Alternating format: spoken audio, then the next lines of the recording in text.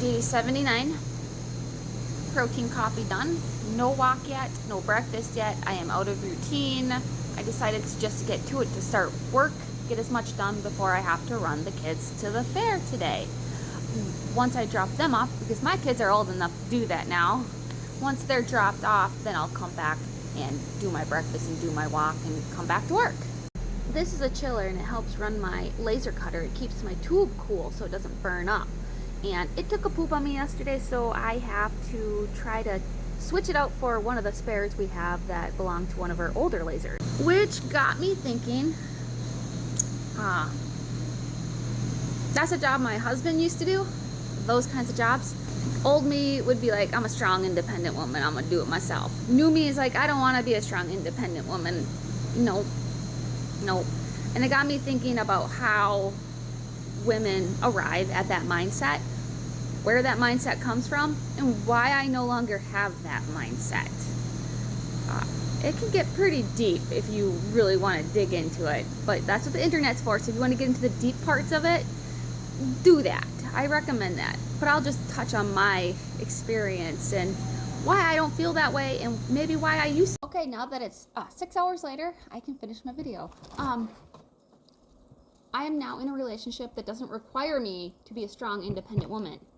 I think that's a big part of it is who's the kind of person you're with? What kind of man did that woman marry? Is that man requiring her to be masculine? Is that man requiring her to do all the things? Is that man making her feel like she married a child? That's a big part of it.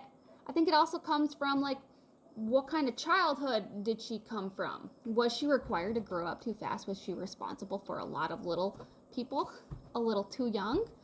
Was she required to tiptoe around other people's feelings and not ask for help? Just do it yourself so you don't make that person explode.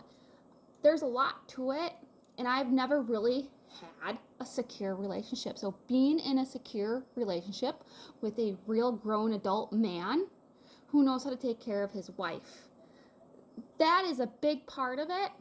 And that's my experience. I've had a lot of negative experience. I had a negative upbringing. So it took a lot for me to accept that kind of person into my life, one who felt safe and secure, who no longer made me feel like I had to be a strong, independent woman.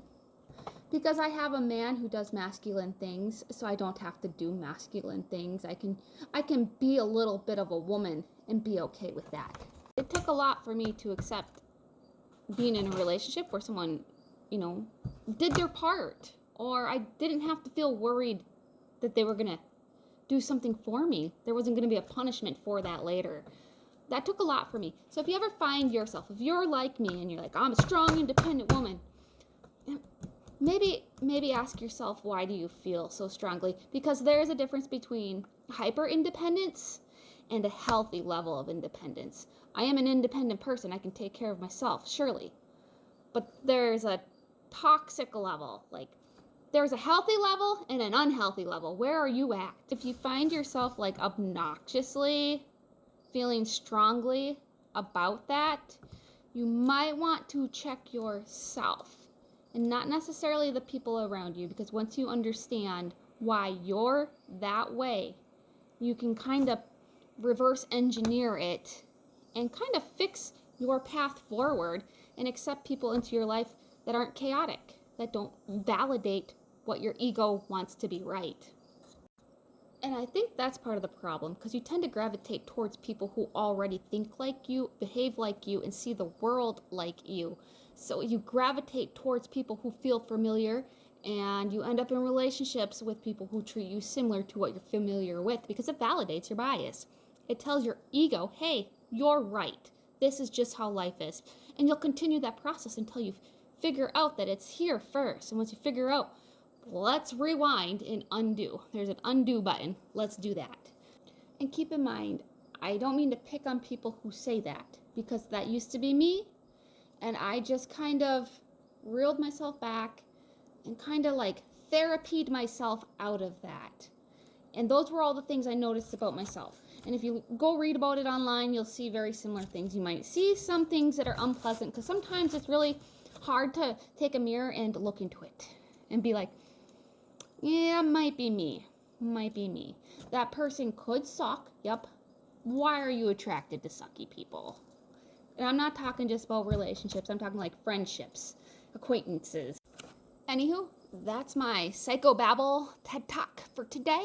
And who knows what I'll talk about tomorrow. Might talk about my stories, or I might just talk some more about this random stuff.